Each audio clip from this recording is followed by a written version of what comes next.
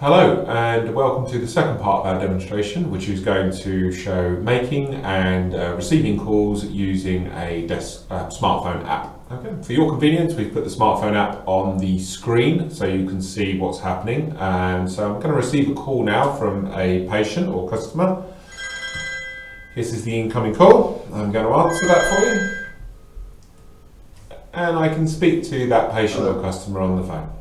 Now I'm going to end the call. I just simply press the red button to hang up. And now I've ended the call. If I wanted to make an outgoing call, I can use the phone directory, or I can just dial a number and press the beam button to make the call. It's worth pointing out that all calls made through the app will only show the CCG phone number and not the mobile phone number, so that the calls will be masked with the correct number for your department. Thank you. That concludes our presentation for making and receiving calls on the smartphone app.